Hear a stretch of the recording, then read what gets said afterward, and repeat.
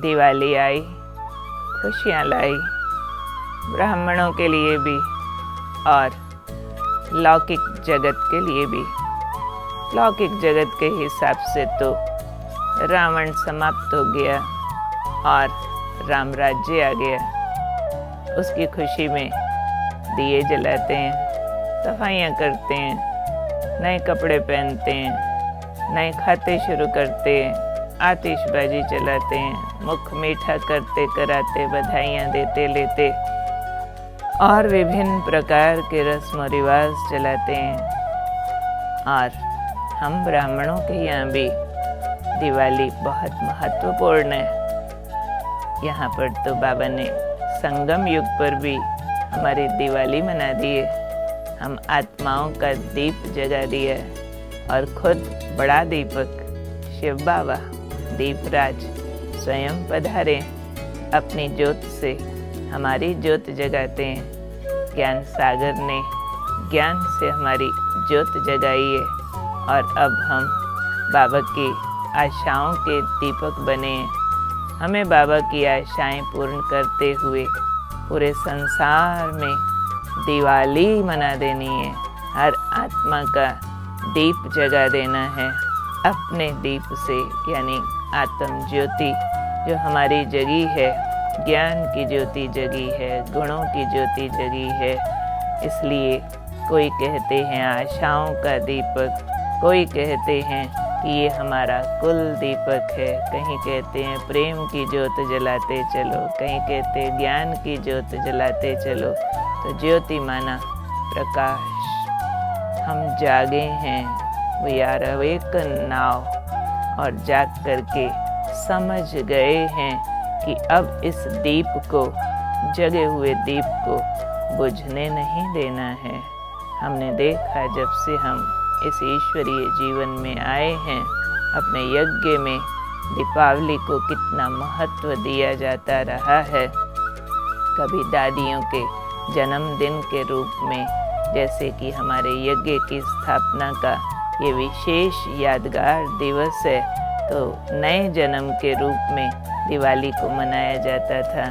तो कहीं सत्ययुग की ताजपोशी के रूप में ये हम दिवाली का त्यौहार मनाते हैं, तो कहीं पर संगम युग पर बाबा के अवतरण की यादगार के रूप में हम ये दीपावली का त्यौहार मनाते हैं। वास्तव में सारे त्योहारों के लिए बाबा ने कहा हुआ है कि दुनिया वाले तो सिर्फ मनाते हैं, लेकिन हम लोग सिर्फ मनाते नहीं हैं, लेकिन इन त्योहारों के रहस्य को जानते हुए वैसा वैसा हम लोग बनते जाते हैं। तो ये हमारे महान जीवन की तैयारी का यादगार है कि अब हम वैसा वैसा बनते चले जाते हैं।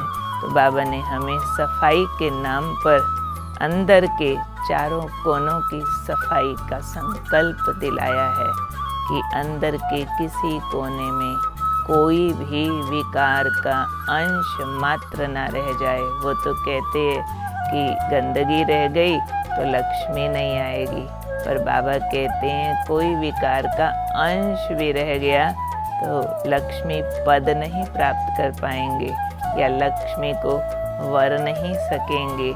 ऐसे ज्ञान गुणधारी दाता रूपधारी लक्ष्मी यानी श्रेष्ठ लक्षण जीवन में नहीं आएंगे। तो इस बार की दिवाली मनाने के लिए हम संकल्प करते हैं कि अपने अंदर किसी एक विकार का छोटे से छोटा अंश भी रहने नहीं देंगे। कहीं ईर्ष्या, द्वेष, वैर, विरोध, निंदा, कटु वचन, आलस्य के रूप में कोई जाला अंदर रह न जाए। कोई भी धुंधली सी बात भी किसी के गिले शिकवे की आज हम पूरा उसको निकाल देंगे, क्योंकि हमने सच्ची दिवाली पूरा ज्ञान गुण शक्तियों का प्रकाश पूरे संसार में फैलाना है।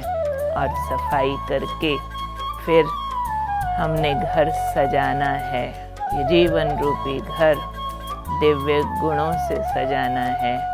एक एक गुण पर ध्यान देते हुए चेक करना है गुणों की माला बनी है, कोई गुण में मार्जिन तो नहीं रह गया, कहीं सहनशीलता, कहीं संतुष्टता, कहीं मधुरता, कहीं नम्रता, कहीं क्षमा, कहीं दया, कहीं त्याग। जांच लें आज कि पूरा घर जिंदगी का इन गुणों से सज गया है, क्योंकि नया खाता शुरू करना है तो पुराना खाता खत्म करने के लिए सबसे पावरफुल टूल है ये दिव्य गुणों की दौलत भरपूर होनी चाहिए।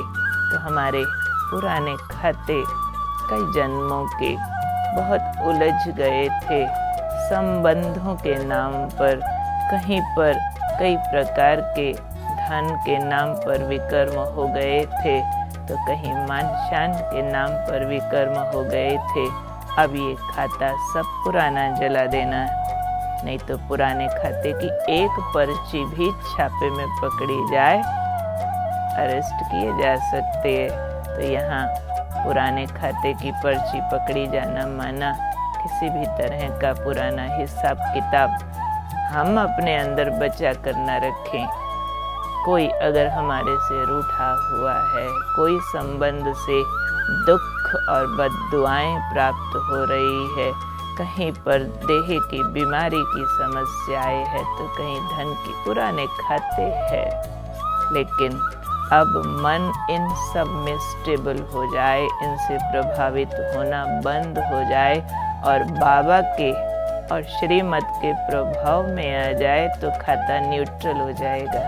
न्यूट्रल के बाद ही नया खाता ठीक भरना शुरू होता है। अब उसको स्पीड अप करना है, नए साफ पन्ने शुरू करने हैं, क्योंकि पुरानी लिखी हुई स्लेट पर ऊपर कितना भी अच्छा लिख दो कोई काम का नहीं होता है। तो पुराने को पूरा साफ करना है, योग बल बढ़ा करके सब कुछ अच्छा बुरा सब कुछ बाबा को अर्पित कर दो। बाबा बैठा है, बाबा बार बार कान में कह देता है, बच्चे तुम चिंता मत करो, मैं बैठा हूँ। तो जैसे ही बाबा को सारे खाते अर्पित करते खुद न्यूट्रल होने लगते हैं, नॉन जजमेंटल साक्षी दृष्टा, वैसे ही पुराने बोझ उतरने लगते हैं, हमें प्रभाव करना बंद कर देते हैं और हम लाइट लाइट लाइट फील करते हैं और नई उन्नति के रास्ते हमारे खुल जाते हैं। और तब वास्तविक लक्ष्मी पूजा होती है। लक्ष्मी पूजा माना एक लक्ष्मी है कमल सवारी, एक लक्ष्मी है उल्लू सवारी। तो आज के ज़माने में बाबा ने बताया था कमल सवारी लक्ष्मी आती नहीं है, यानी सीधे तरीके से अधिक धन किसके पास नहीं होता है। और कोई बहुत धनवान होता है तो समझ लेते काला धन होगा, गलत तरीके से आया होगा, तो गलत तरीके में खर्च हो जाता है।